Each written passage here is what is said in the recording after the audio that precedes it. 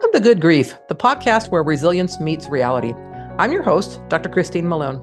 In this podcast, we delve deep into the stories of individuals who've triumphed over tragedy, adversity, and trauma.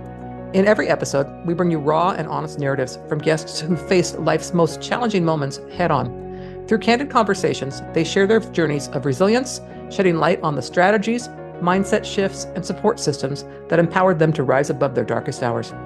Join us as we explore the profound depths of human resilience and discover how, even in the face of life's toughest trials, there can be light, growth, and yes, good grief.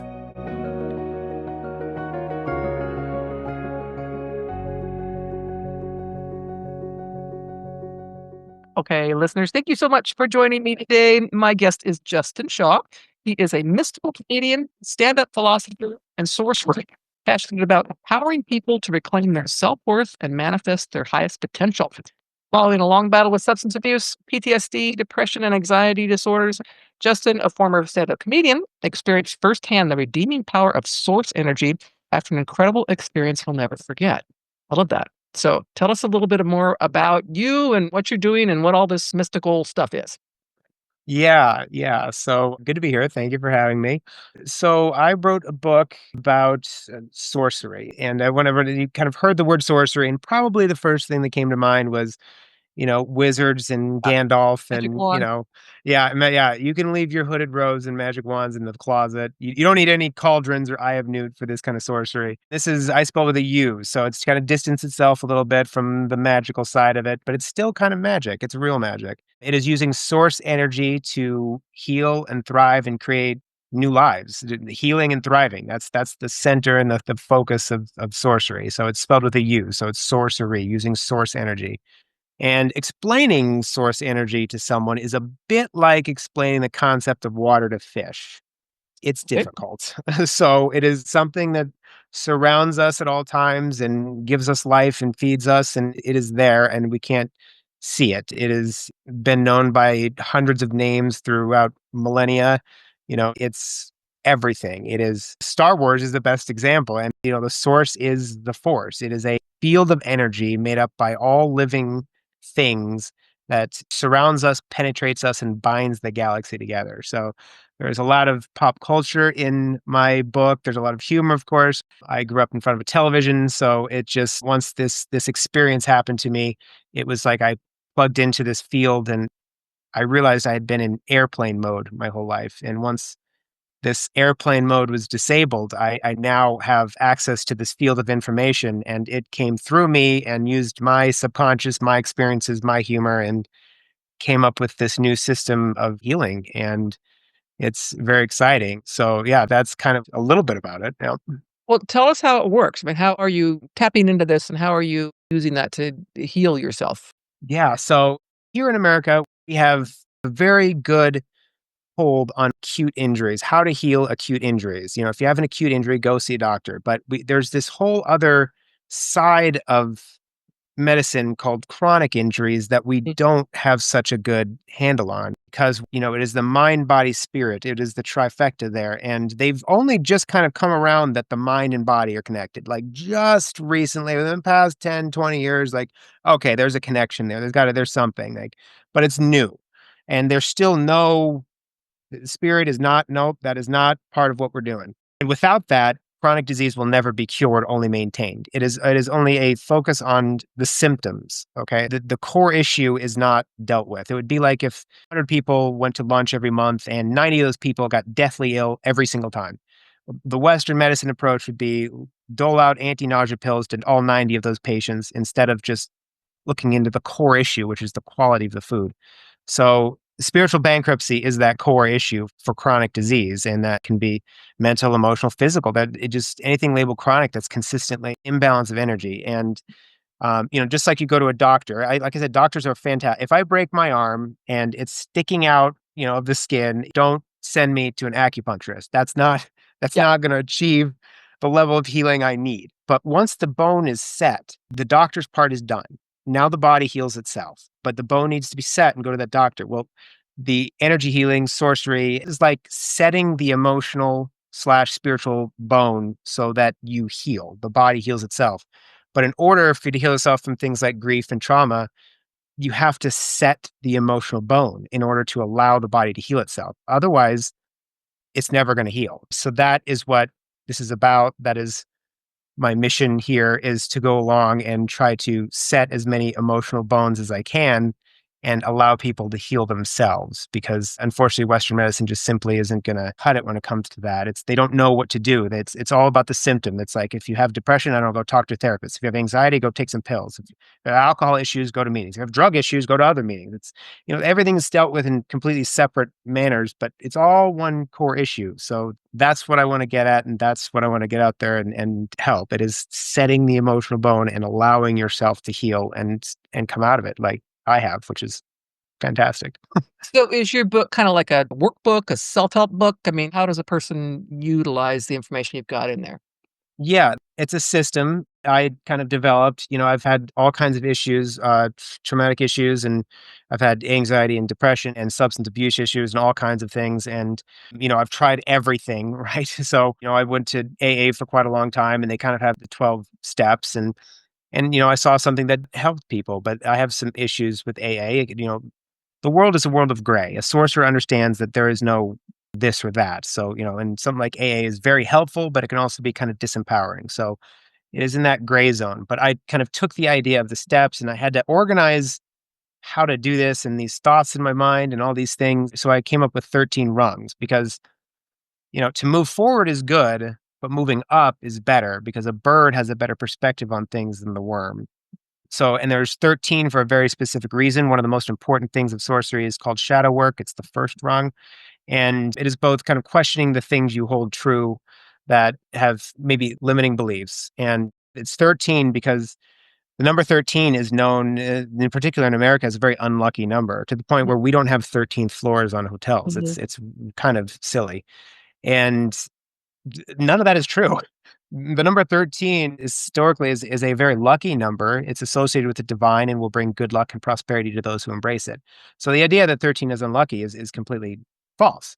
So it's about starting to question things that you may have held true. And in that is the beginnings of the rest of the rungs, but that's why there's 13. Yeah, a workbook would be kind of fun to do next. Book's only been out 4 or 6 weeks. This whole thing is brand new. I'd like to use this as kind of the seed to plant the career tree, as it Yeah, were. So yeah, workbook would be kind of fun to kind of come up with a workbook for, but it's not like what you're saying is a workbook, but it is right. a map, it is a guide, but it is your journey. I mean, a map is no good if you don't follow it. So, but it is definitely a map. So are the 13 rungs kind of like I know you mentioned like AA, like with the steps, and they're done in a certain order in AA. Are these rungs done in a certain order in your design, or is it kind of like grief where you can go through the various phases more fluid? So how does that Yeah. work with the rungs? It's more fluid, and that's one thing I like about it, that we have these 2 sides, it's religion versus science, and they're both very strict, rigid things, and spirituality falls right in the middle of those 2. So this is like that. It is a fluid kind of thing. They're in an order, and some of the rungs kinda make sense of where they're placed at. They kinda came to me in this order, but they're not specifically in a rigid order, and the order of importance is completely subjective, because some things that I mentioned there may come more natural to you, and some things may be more demanding of your attention. So the order of importance is completely subjective. Like, one of the rungs is health is wealth, and physical health has been pretty easy. I don't need to concentrate, already programmed for, physical health now, but there's other aspects to it that I need to pay closer attention to, that I know I need to work on. So it's all very subjective. It's the importance. Yeah, it's kind of again, I'm liking it. It's sort of the phases of grief. Really, some steps and some phases take longer than others, depending on the Mhm. person and the event and what they're grieving and how long they've been grieving and so on and so forth. So I certainly Exactly. get that. Yeah, that's for sure. So tell us about soul sickness. I've got a note here. Ask him about soul sickness. So what does that mean, and how is that lens useful? Yeah, I mean, that's really what it all comes down to. Like I said, the spiritual bankruptcy, soul sickness, it is the cause of why society is why it is. I mean, it comes out in so many different ways. I mean, it's so unique to how individual soul sickness will manifest itself. Hmm. And certainly grief is a part of that, but it's about curing that soul. Like I said before, it was just, like setting that emotional bone to be able to heal itself. My soul sickness came out in various ways. Like I said, anxiety, depression, substance abuse disorder, ADD, all these like chronic conditions are soul sickness, forms of soul sickness, in my opinion. And the symptoms can only be managed by Western medicine, never cured. And, part of that is, a cured individual lines no one's pockets, right? So there is some of that there too with it. I don't like to lump everyone in there and all doctors. Again, it's that world of gray that is, the world is not neither black or white. The medical community is both helpful and destructive. It's just, Yes. where is it? So it's, Yep. our minds like to put things in neat little boxes. It is or it is not. And that's just not the way how things work. So it is right in the middle. And that's the kind of focus for the sorcery, becoming a sorcerer. Gotcha. So I'm curious to know, I know with your background with the comedian work, so how do you have laughter and levity? I know you've got that kind of as a tool for healing and so on, but how does that mesh in with the sorcery and so on? Yeah, the book is very light and it's very funny. There's jokes throughout the book to make people laugh because, I believe that we're only going to accept, believe, and surrender to the energy we're currently in. So, like if there's a bad argument happening, your other partner does not want to hear how beautiful they are. That's not going to be accepted. They want anger and they want it thrown back at them so they can justify the way they're feeling and get more high from the emotion. Right. Right? So, we are only gonna accept, believe, and surrender to the emotion that we're currently in. So, in order to, to bring some levity and, trauma healing and healing these things, it doesn't have to be serious all the time. When you put someone in that mood, now they're in a mood to kind of, listen to what you're saying and be more open and laugh. Now you're in a different energy. So, I make sure, especially at the beginning, there's really humorous story about when I was in rehab with rapper DMX. I open the book that way and I make it really funny. So it's like, here's who I am, here's what I've been through, and let's start this off in a light mood. It's because trauma can be pretty heavy. Yeah. So my background in stand-up comedy, I never got paid for my comedy, and I stopped it a long time ago because once I kind of got sober in the very beginning there, I realized that these are not healthy places for me and they were triggering and I didn't like doing it. So it was just like, this is not for me. But now I get to use all that I thought I was going to use before. I get to use it now. So there was a reason for it. And it's exciting. I get to use all the comedy all over again. But Yeah.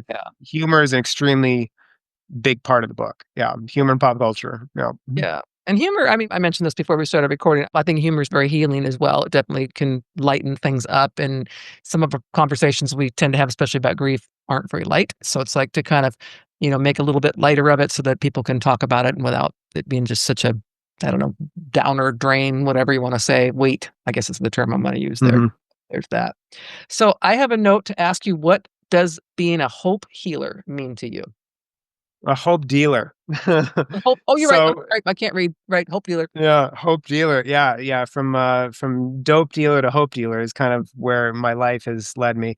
I was a lousy dope dealer though. I'll tell you what. I might have been the only person in the history to lose money dealing drugs. I did them all.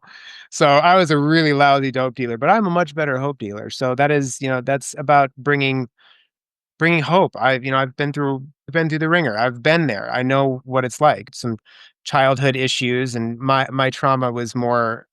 There's big T, capital T trauma, which are kind of knee jerking traumatic events that happen. That happened to me more in adulthood. But then there's a lower T trauma that's just like a slow burn kind of neglectful kind of trauma, and that's what I went through. I lived was not a home that, where emotion was expressed in any sort of way. I mean, we didn't talk about anything at all, ever.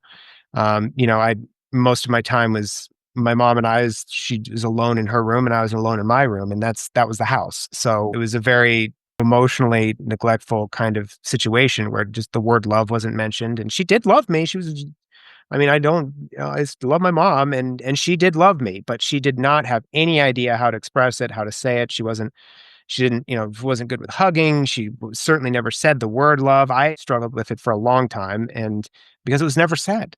So the concept of it just really has, gotten to me that recently that it's like, oh, okay, this is what love is, really in the past, few years that I've been doing this this healing, and I had this, event with Source happen, and now I know what love is, but I haven't known it really up until 2 to 4 years ago. I've never known what it is. So, Yeah.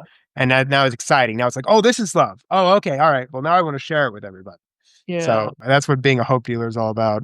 I love it. I'm gonna guess, and the different conversation, I'm gonna guess your mother probably didn't grow up with, that positivity as well, which is kinda yeah. You got it. Yep. We are all just walking reflections of the environment in which we were raised. And once you understand human condition better and understand people better, they don't piss you off or offend you, or you just understand people are just expressions of their. I mean, we're all running a program, and it's just Yeah, there's no reason to get offended. That's just who people are. And my mom is the same way. She yep, grew up in that atmosphere of cold, emotionless atmosphere, and she turned her into a cold, emotionless person. It's she just knew. how it is. But she knew I grew up the Um, same way, so that's why I said that. I thought to myself, "I bet you I have some a little common with your mom." So it's like yeah. that whole thing where it's like it doesn't come naturally. However, your book probably speaks to this too. You can change some of that. So you can change how you look at different things and how do I be more positive about this, or how do I use this energy to be not just healing, but also be a better person, whatever term you want to use along those lines.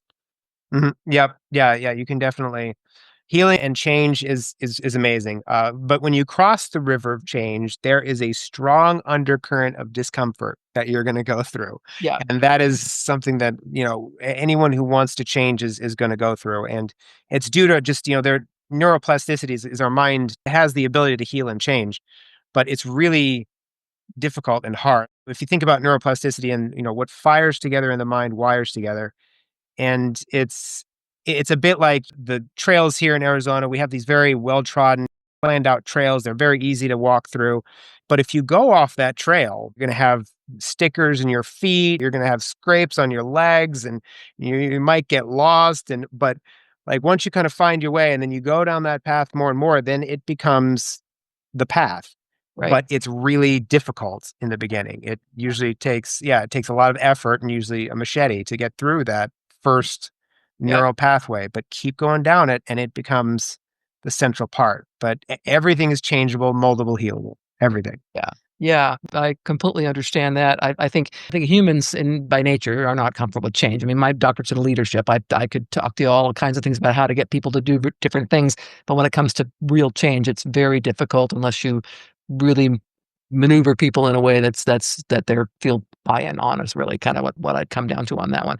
And you have to be doing something like what is the saying? How much to make something into a habit? You have to do it for what is it, 3 months or something like that, and then something can become a habit. So that whole thing with the change part and being comfortable with change. I would imagine that's kind of one of the messages that's also in your book is I'm not thinking of it this way, and now I've got to think of it a different way. So to become comfortable with that change and kind of I don't know, learning more about myself or something along those lines, which again can make people uncomfortable as well.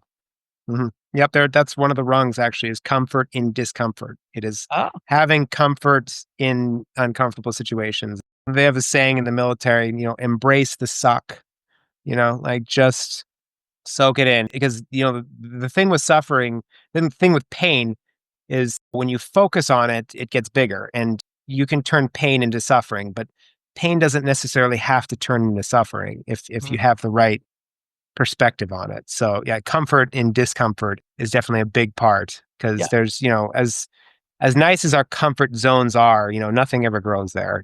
It's just the way it is. And there's a great kind of parable I heard about a lobster, and lobster grows and it has this hard, rigid shell, but it's a very soft, malleable animal. But then it grows a shell, and mhm, then it lives for a while, and then it starts to feel very uncomfortable, and that is the sign that it's time for the right, lobster to grow. yeah, It goes behind a rock, make sure it doesn't get caught.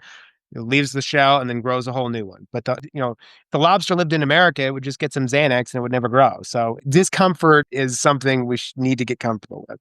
yeah, yeah, because we're all going to go through it, and you get stuck, like you mentioned, you get stuck. And I was watching a documentary on lobsters not too terribly long ago, and it was about when they die, it's because they don't shed. It's like they could live forever if they just would keep shedding and so on and so forth because they're growing. But if they don't shed, they die. So I kind of was like, oh, I get that. Yeah.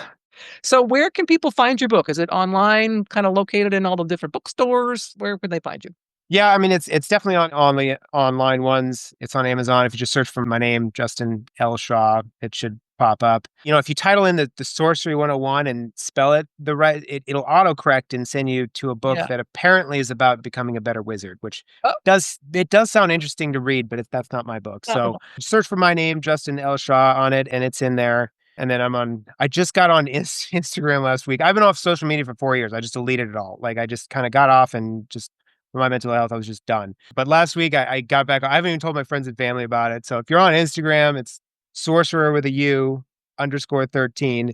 I'm on there. Follow me, I'll follow you back. So if you want an extra follower, because it's like being brand new to the social media world again, and I realize I have to get back on it. So it's all Yeah, good. it can be a time suck, that's for sure, but it also is a way to keep up on what people are doing that I wouldn't normally even see again. Yeah. So It's sort of the gray zone, right? It can be exactly. helpful and destructive. I was too far in the destructive camp. Now I'm gonna make sure that it's helpful to me. So Yes. it's Yeah. that gray zone. Moderation. Yes, for sure, No. for sure. Well, we will put a link to where people can find your book and a picture of it and so on, so people know what they're looking for and don't accidentally pick up the one about becoming a better wizard, although, again, that one does That sound, sound interesting. I know it does.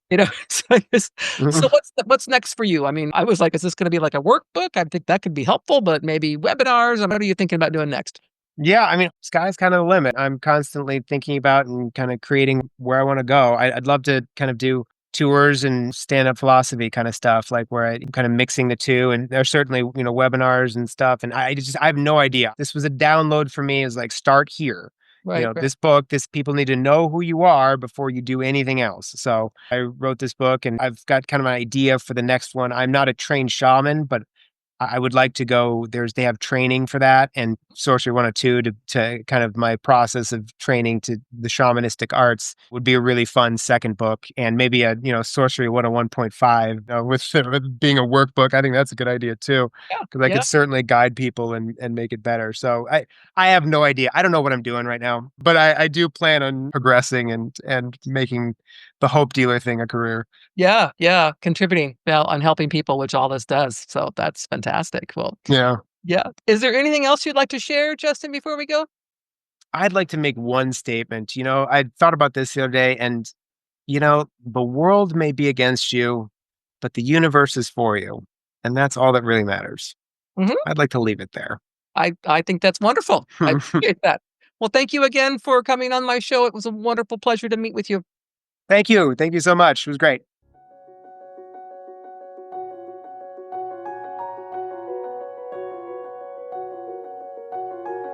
Thank you for joining us for this episode of Good Grief. We hope that the stories shared today have inspired and empowered you on your own journey of resilience.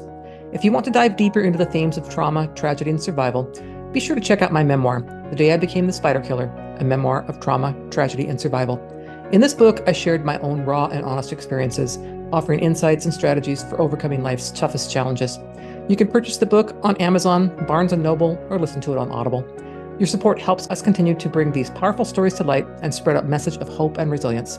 Stay tuned for more incredible stories on our next episode. Until then, remember, even in the face of life's toughest trials, there can be light, growth, and good grief.